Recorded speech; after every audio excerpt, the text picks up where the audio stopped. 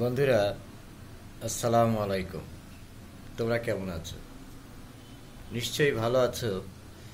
আমি যে টপিকটা নিয়ে কথা বলবো, এর আগে কিন্তু আমি তোমার এখন বর্তমানে কিছু ভূতের গল্প ছাড়ি।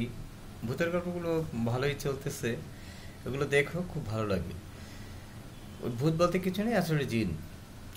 যাই হোক, এখন আমি বাংলাদেশের চলচ্চিত্র নিয়ে কিছু কথা বলবো। যে আমাদের বাংলাদেশের চলচ্চিত্রের অবস্থা খুবই নাজুক, খুবই খারাপ পরিস্থিতি। এখন বাংলাদেশের চলচ্চিত্র নেই বললেই চলে। সেই জুলাইয়ের পর থেকে এখন পর্যন্ত কোনো চলচ্চিত্র কিন্তু মুক্তি তেমনভাবে পাচ্ছে না।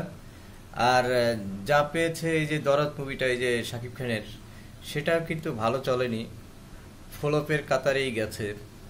তোমার যেমন অনন্য মামুন অনেক অনেক কিছু বলেছিলেন যে সারা বিশ্বের 24টা দেশে না কয়টা দেশে চলবে, কই কোথাও তো তেমন একটা সাড়া ফেলেনি।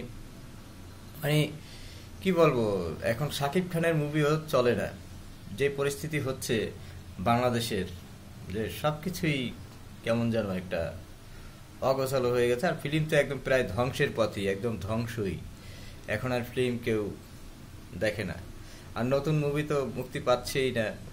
সেই আগের অশ্লীল মুভিগুলো চলছে বিভিন্ন সিনেমা হলে।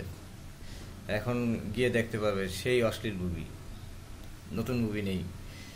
আবার এর মধ্যে দেখো, আমাদের সিনিয়র নায়িকা অঞ্জনা, তারপর প্রবীর মিত্র মারা গেল। অঞ্জনাকে নিয়ে, অঞ্জনার মৃত্যু নিয়ে একটা রহস্য। মানে কি বলবো, বাংলাদেশের চলচ্চিত্রের অবস্থা কি যে একটা নাজুক পরিস্থিতি চলতেছে, যা বলার মতো না।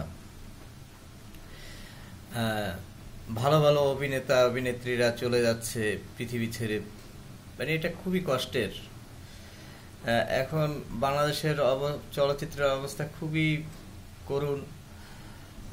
দেখো, তোমার সালমান শাহ যখন ছিল তখন কি ছিল বাংলাদেশের চলচ্চিত্র। মান্না যখন ছিল, তারা নেই, চলচ্চিত্রও নেই, চলচ্চিত্র ধ্বংস হয়ে গেছে। জসিম সাহেব নেই, মান্না সাহেব নেই, সালমান শাহ নেই। সালমান শাহ আমাদের সবার প্রিয় একটা নায়ক ছিল।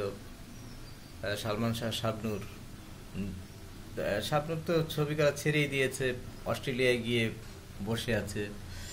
আর বাংলাদেশের চলচ্চিত্রের অবস্থা, মানে কি বলবো, এখন আর বলার ভাষা হারিয়ে ফেলেছি। ধীরে ধীরে হয়তো বা এটা একটা জাদুঘরে পরিণত হবে। এক সময় দেখতে পাবে যে বাংলাদেশের চলচ্চিত্র বলতে কিছুই ছিল না।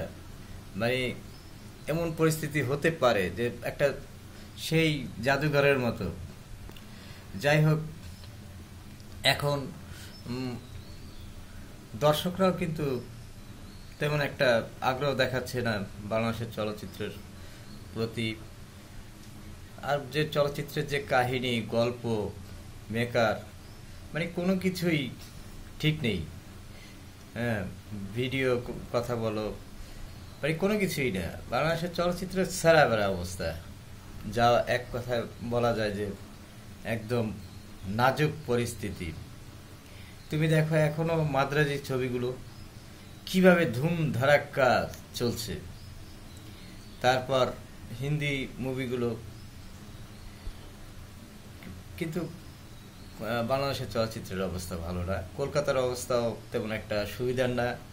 কলকাতার চলচ্চিত্র কিন্তু তেমন একটা চলছে না। যাই হোক, এখন